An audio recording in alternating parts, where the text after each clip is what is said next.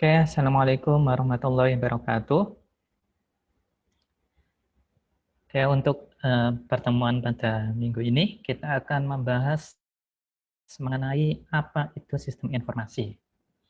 Oke, mungkin teman-teman semua juga sudah sering mendengar ya, mengenai apa itu sistem informasi. Nah, jadi nanti kita akan membahas lebih detail mengenai apa sih sistem informasi itu, kemudian apa yang harus diperhatikan ketika kita membuat sistem informasi. Terus kita bahas juga pengertian secara bahasa atau secara arti kata sistem informasi itu seperti apa. Oke ya. Oke, langsung saja kita mulai.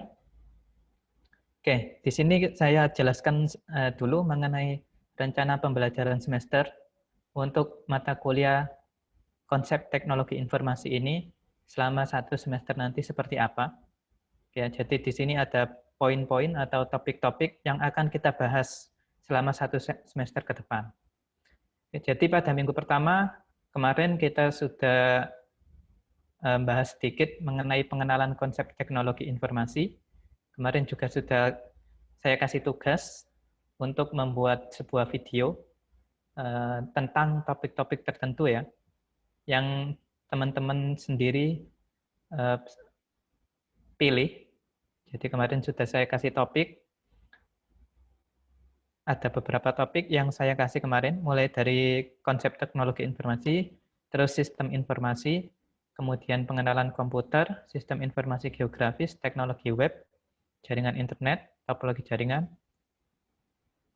pengantar grafika, manajemen proyek sistem informasi, image retrieval, artificial intelligence, data warehouse, sistem operasi, IoT, dan WSN. Ya, jadi ini adalah topik-topik yang akan kita bahas selama satu semester ke depan. Oke, untuk topik pertama yang akan kita bahas pada minggu ini adalah mengenai sistem informasi. Nah, sebenarnya apa sih informasi itu ya? Jadi mungkin teman-teman sudah sering mendengar kata informasi. Nah, sebenarnya apa sih informasi itu apa? Oke, jika kita lihat dari gambar ini, kira-kira informasi apa yang bisa kita ambil dari gambar tersebut? Oke, gambar pertama, gambar yang paling besar. Nah, di sini ya. Nah, kira-kira gambar tersebut memberikan informasi tentang apa? Ada yang bisa menebak atau bisa memberikan jawaban? Oke ya. Jadi gambar yang paling besar ini adalah gambar yang memberikan informasi bahwa ada seseorang yang sedang melakukan permainan golf. Oke ya. Kenapa kita kok bisa mengatakan bahwa itu adalah gambar seseorang yang sedang bermain golf? Oke ya. Ketika kita bisa mengatakan sebuah informasi, maka harus ada beberapa data atau fakta yang mendukung tentang informasi yang bisa kita simpulkan. Oke, jika kita lihat dari gambar ini, kira-kira data apa atau fakta apa yang menunjukkan atau yang mendukung bahwa gambar tersebut memberikan informasi mengenai seseorang yang sedang bermain golf. Oke. Oke, jika kita lihat gambar ini, fakta yang pertama atau data yang pertama yang bisa kita ambil atau bisa kita simpulkan adalah yang pertama, ada tongkat golf. Oke ya. Kemudian fakta yang kedua, yaitu ada bola golf. Oke. Kemudian fakta yang ketiga adalah ada lapangan golf. Oke. Dari fakta-fakta tersebut, bisa kita simpulkan bahwa gambar tersebut mengandung arti mengenai seseorang yang sedang bermain golf. Kemudian kita lanjut ke gambar yang kedua. Oke ya, jika kita lihat, gambar ini menunjukkan informasi tentang apa? Ada yang bisa menjelaskan? Oke. Jadi gambar ini menjelaskan bahwa gambar tersebut memberikan informasi mengenai sebuah peta dunia. Oke, kenapa ini disebut peta dunia? Nah, ketika kita mau menyimpulkan sebuah informasi, maka harus didukung mengenai data-data atau fakta-fakta yang ada pada gambar tersebut. Oke, fakta yang pertama. Pada gambar ini dijelaskan mengenai fakta yang pertama yaitu gambar ini terdapat gambar mengenai peta benua negara-negara yang ada di dunia. Dari mana bisa kita ambil? Oke.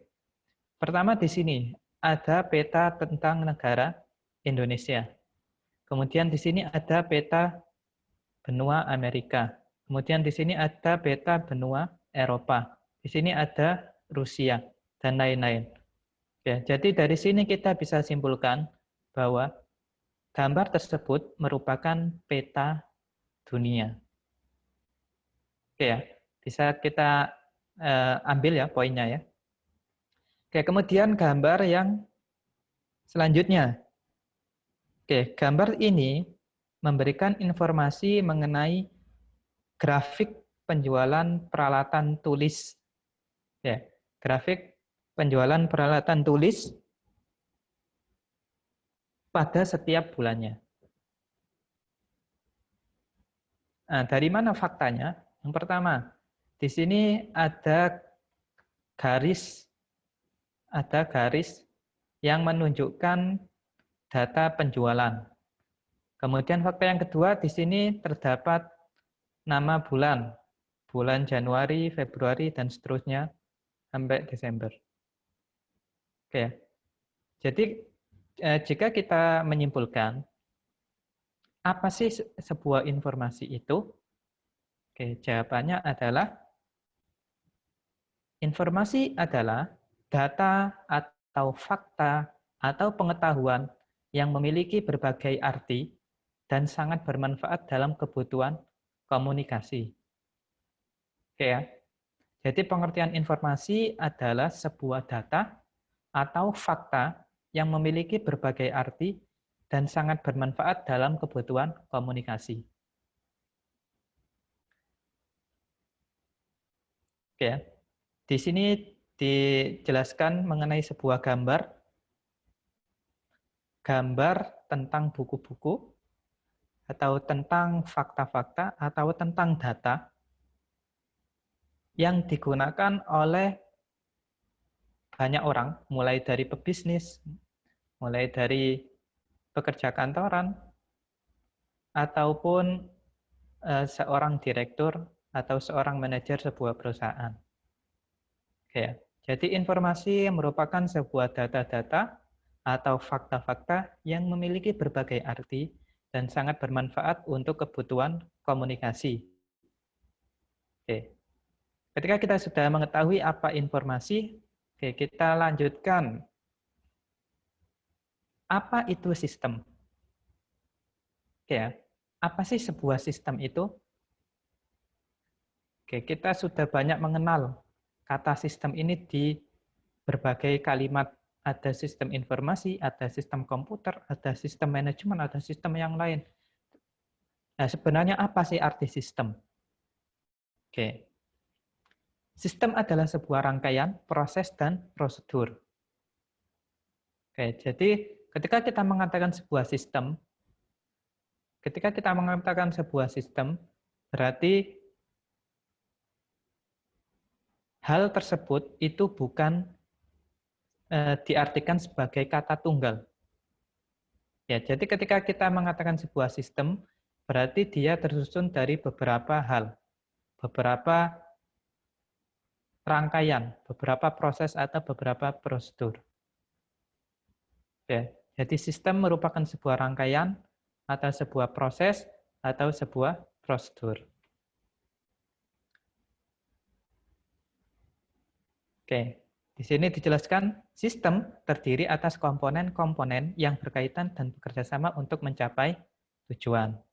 Nah, jadi seperti yang saya sebutkan tadi, bahwa sistem ini tidak berdiri secara tunggal.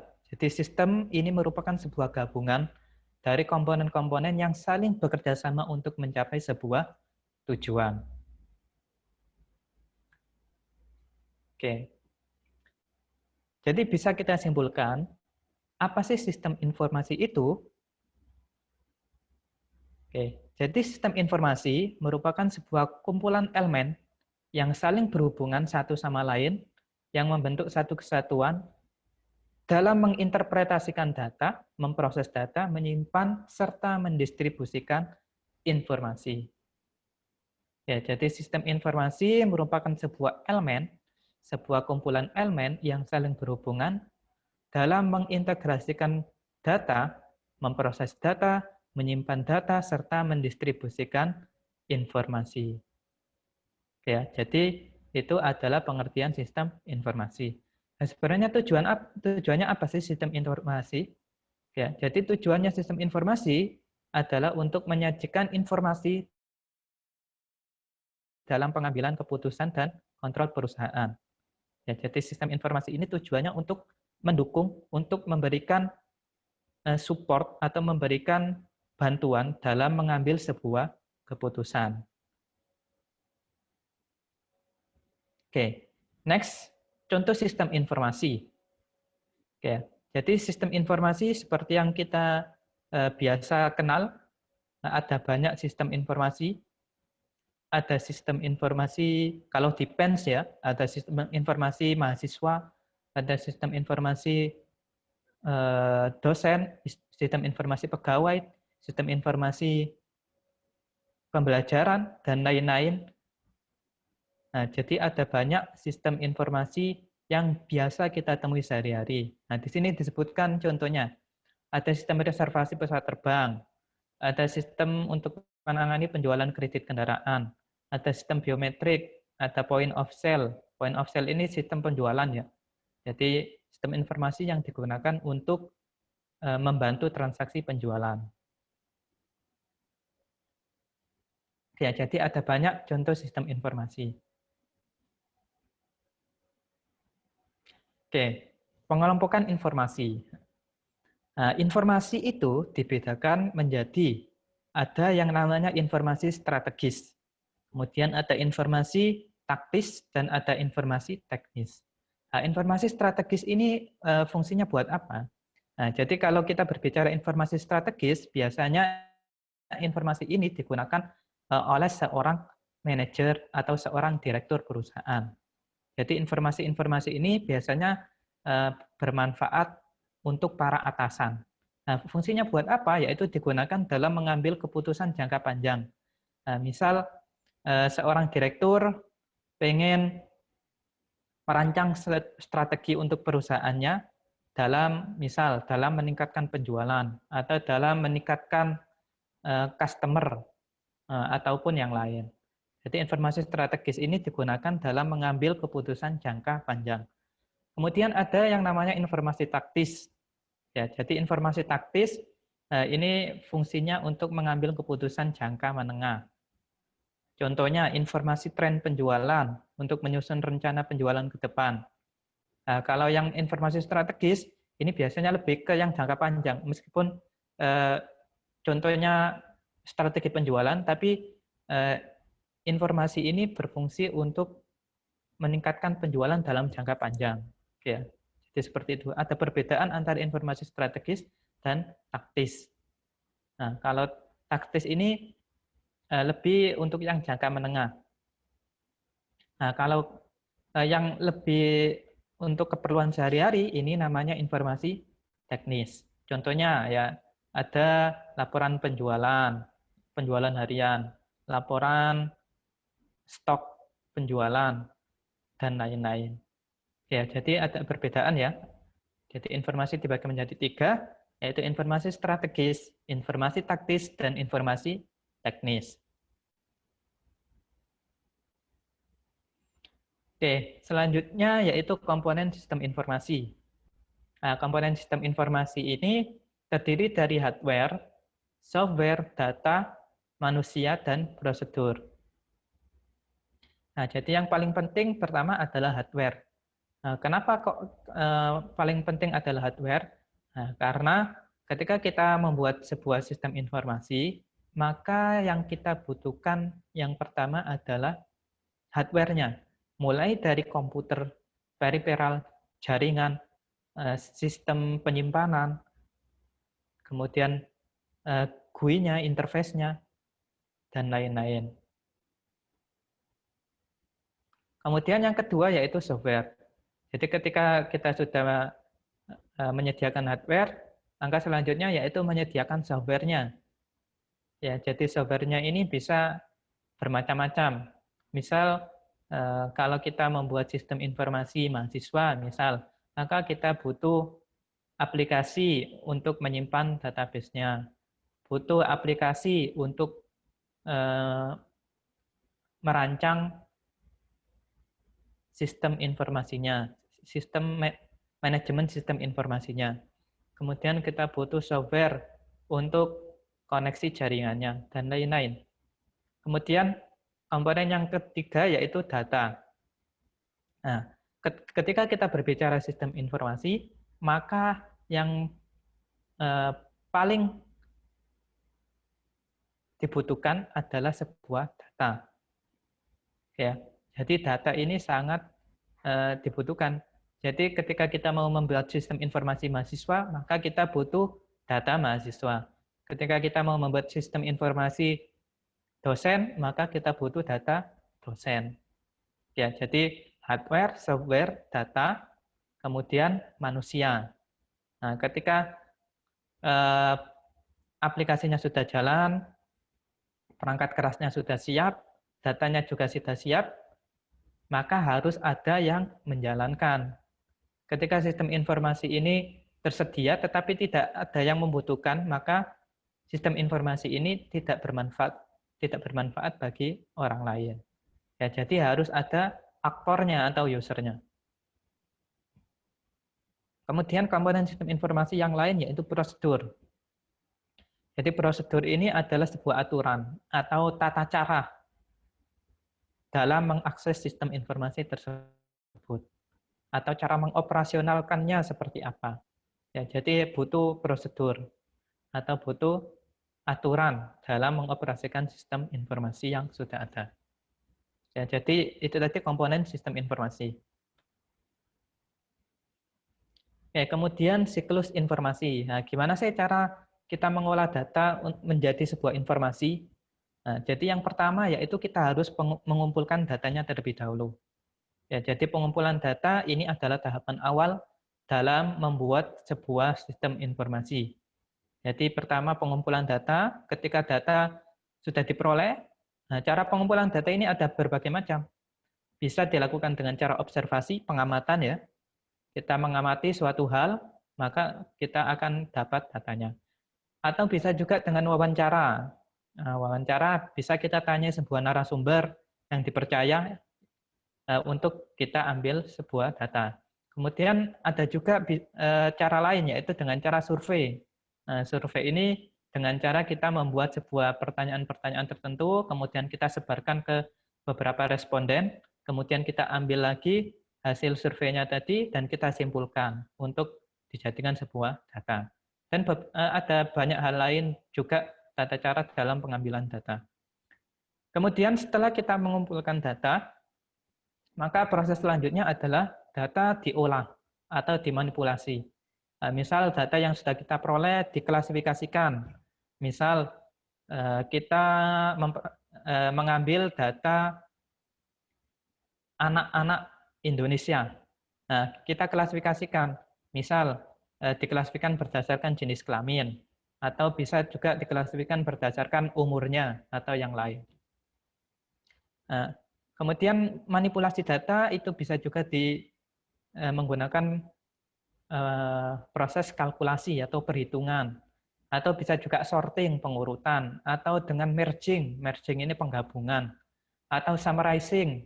Summarizing ini dirangkum. Ya, jadi data-data yang kita peroleh biar datanya ini tidak tidak tersebar secara luas, bisa kita rangkum saja hal-hal yang penting. Atau bisa juga kita storing dan retrieving. Storing ini kita simpan dan kita tampilkan.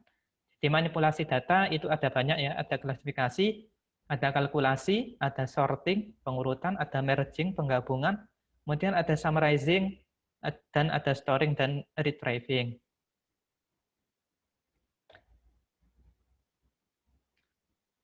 Oke, selanjutnya siklus informasi selanjutnya yaitu setelah pengumpulan data, pengolahan data, maka langkah yang selanjutnya adalah di-outputkan, dikeluarkan, ditampilkan.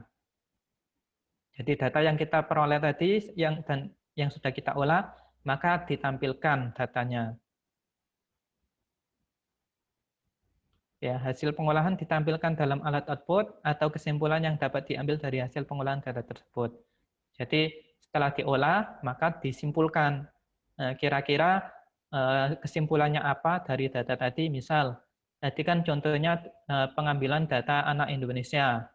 Setelah diolah, dikelompokkan berdasarkan jenis kelaminnya, terus berdasarkan apa tadi umurnya, nah, terus disimpulkan, oh ternyata dapat disimpulkan bahwa anak Indonesia yang berumur sekitar, misal ya, sekitar 7 sampai 12 tahun itu masih berpendidikan sekolah dasar. Ya, misal kesimpulannya seperti itu. Nah, kemudian setelah kita dapatkan output, maka kita distribusikan.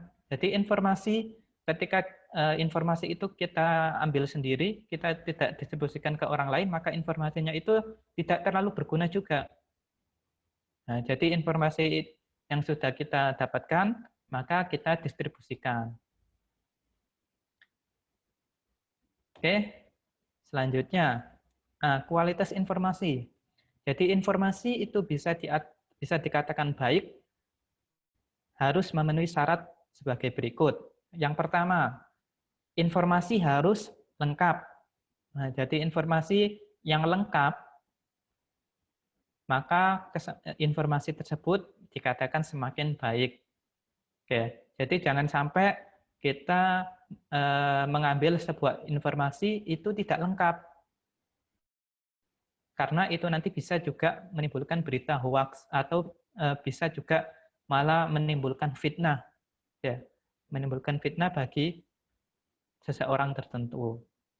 Oke, kemudian informasi yang baik yaitu informasi yang akurat. Akurat ini adalah benar, ya. Informasi harus bebas dari kesalahan, nah ini harus benar, tidak bias. Tidak bias ini maksudnya tidak ambigu, tidak mempunyai pengertian lain, dan tidak menyesatkan. Ya, jadi informasi yang baik pertama harus lengkap, akurat, relevan. Nah, relevan ini maksudnya adalah informasi memiliki nilai dan manfaat yang tinggi pada mereka yang membutuhkan. Nah, jadi informasi ini harus sesuai sasaran. Ya, harus sesuai sasaran. Kemudian informasi yang baik harus tepat waktu. Ya, harus tepat waktu, jangan sampai informasi yang sudah 10 tahun yang lalu baru kita ambil atau baru kita jadikan sebuah berita terupdate. Nah, itu nggak boleh. Jadi informasi itu harus tepat waktu. Kemudian informasi yang baik yaitu informasi yang mudah dan murah. Ya, jadi informasi kalau bisa jangan jangan pelit ya. Jangan pelit ilmu atau jangan pelit informasi. Nah, kalau bisa informasi ini bisa didistribusikan secara mudah dan murah. Ya, jadi itu adalah informasi yang berkualitas. Syarat-syaratnya lengkap, akurat, relevan, tepat waktu, mudah, dan murah.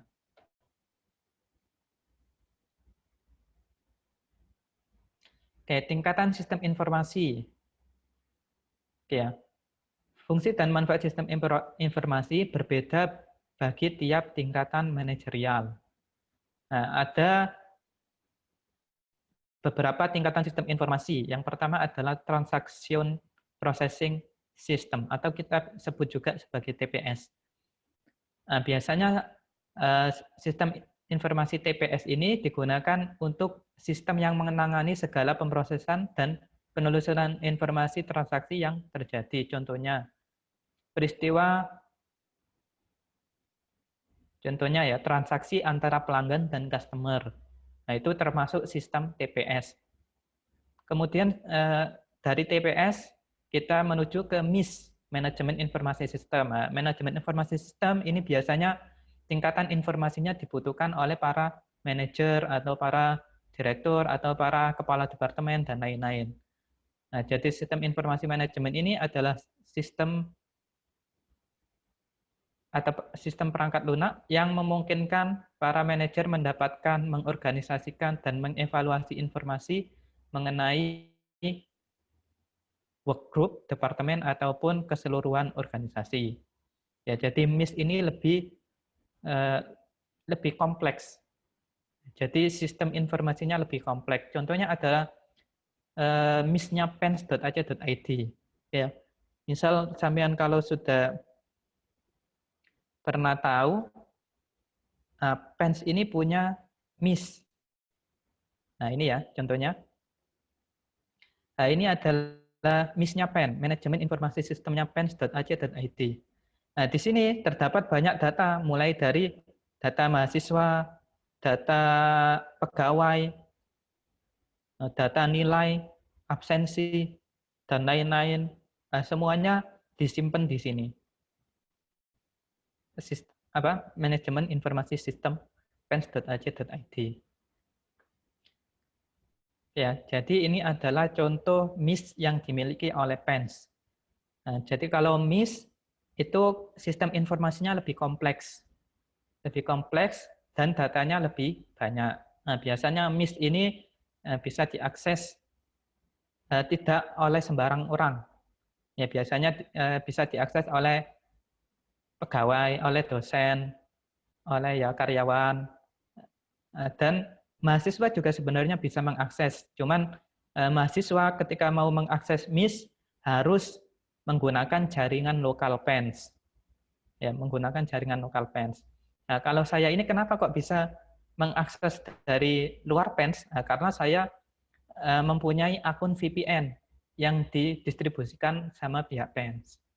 Ya, jadi kalau pengen mengakses sebuah aplikasi yang ditaruh di dalam jaringan lokal, maka sampean harus menggunakan VPN jika mau mengakses dari jaringan luar.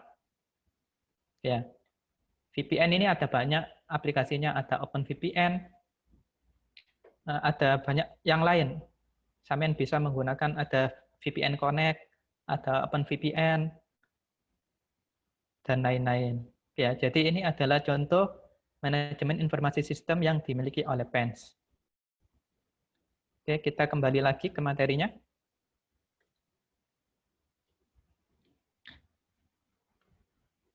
Oke, kemudian tingkatan sistem informasi yang selanjutnya yaitu DSS. Nah, DSS ini untuk apa? Jadi DSS ini adalah aplikasi yang fungsinya untuk membantu dalam mengambil sebuah keputusan. Biasanya digunakan oleh seorang manajer atau seorang pimpinan. Ya, jadi DSS ini lebih terkhusus, ya, lebih khusus digunakan oleh manajer. Kalau yang manajemen informasi sistem tadi aktornya atau usernya bisa lebih kompleks. Jadi bisa mulai dari atasan maupun bawahan, tetapi dengan beberapa batasan-batasan tertentu. Nah, kalau DSS ini lebih difokuskan kepada manajerial. Kemudian yang selanjutnya adalah sistem informasi bisnis. Dibangun untuk menjawab tantangan pengintegrasian data dan informasi dari proses bisnis-bisnis berbasis internet. Nah, jadi kalau e-bisnis ini gabungan dari berbagai macam sistem informasi melalui sebuah jaringan internet. Oke, kemudian ada OAS, Office Automation System. Dirancang untuk membantu user menangani arus informasi dalam suatu pekerjaan perkantoran yang saling berhubungan sehingga lebih efisien. Kemudian ada expert system atau sistem pakar ya. Jadi sistem pakar ini adalah sistem yang melakukan pekerjaan yang secara normal akan dikerjakan oleh manusia. Dalam hal ini, para pakar di bidangnya, misal medical diagnosis atau loan approval. Nah, jadi sistem pakar ini adalah sebuah sistem yang menggantikan atau bukan menggantikan ya, yang membantu seorang pakar untuk mendiagnosa tertentu, mendiagnosa sesuatu hal. Contohnya, misal dokter mau mendiagnosa seseorang itu terkena penyakit diabetes atau enggak, misal seperti itu ya. Nah, seorang dokter ini bisa diganti atau ya bisa digantikan oleh sistem pakar dalam mendiagnosa pasien apakah dia terkena penyakit diabetes atau tidak. Nah, itu namanya sistem pakar. Nah, gimana sih cara sistem pakar bekerja? Nah, mungkin saya berikan contohnya saja ya. Soalnya kalau kita berbicara sistem pakar, nanti ada materinya sendiri yang lebih detail, gimana sih algoritmanya, gimana cara kerjanya. Nah, di sini saya kasih contoh saja, gimana sih sistem pakar itu.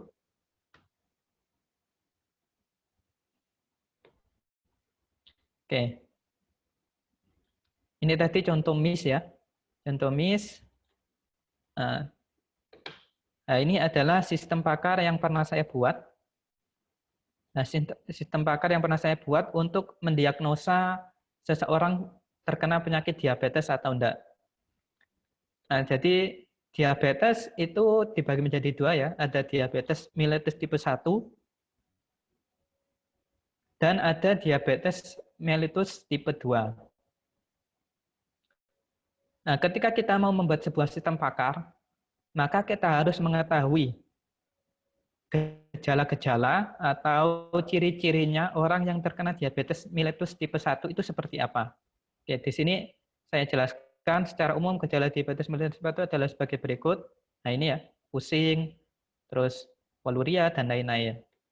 Kemudian di sini juga saya jelaskan mengenai gejala-gejala diabetes mellitus tipe 2 itu seperti apa.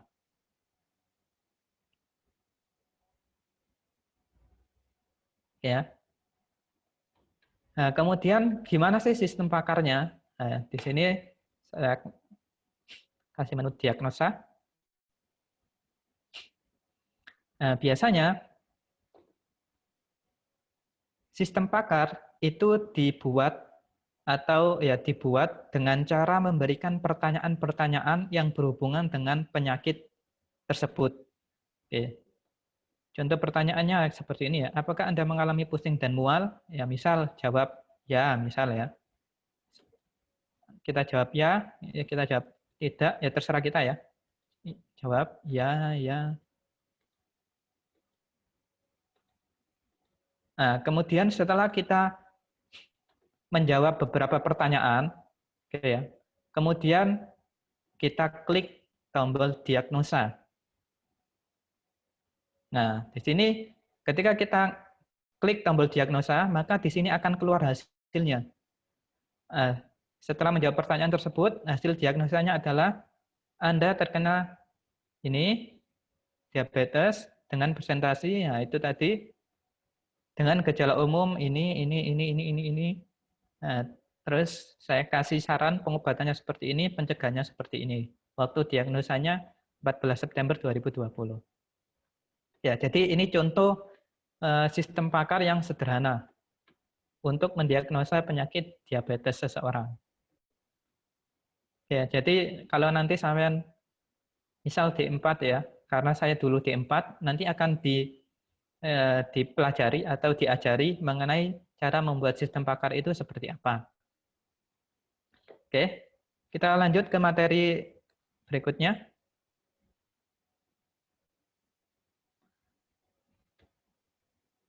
Nah, masuk ke perkembangan sistem informasi. Nah, jadi sistem informasi itu tidak langsung canggih seperti sekarang ya. Jadi ada tahapannya, gimana sistem informasi dulu sampai sekarang. Jadi kalau dulu sistem informasi itu disebut sebagai sistem informasi tradisional, di mana sistem informasinya itu dilakukan dengan cara secara manual, yaitu dengan cara mencatat di buku-buku laporan. Ya, jadi seperti itu. Kemudian setelah ditemukan sebuah komputer, maka sistem informasi beralih menjadi sebuah sistem informasi berbasis komputer. Di sini sistem informasinya sudah cukup canggih, bisa menyimpan data lebih banyak tanpa menggunakan buku ya. Kemudian pengolahan datanya lebih cepat dan informasi mempunyai tingkat keakuratan yang lebih tinggi. Setelah berbasis komputer, sekarang jaringan internet semakin canggih, maka sekarang sistem informasinya berbasis jaringan komputer. Contohnya tadi MIS tadi ya, bisa kita akses dari manapun. Oke.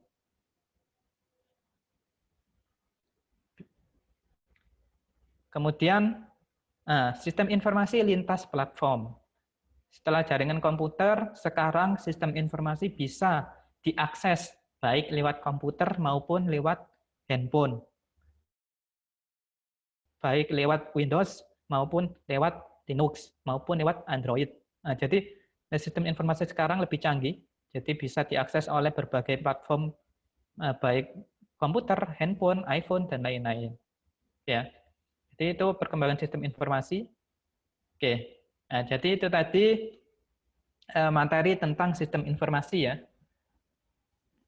Oke, nanti untuk selanjutnya kita akan lanjutkan ke sesi diskusi. Nah, jadi itu saja untuk materi hari ini mengenai sistem informasi. Kita lanjutkan ke sesi diskusi, biar nanti apa yang sampean belum paham bisa kita diskusikan bareng-bareng. Oke ya, mungkin itu saja. Kurang lebihnya saya maaf. Wassalamualaikum warahmatullahi wabarakatuh.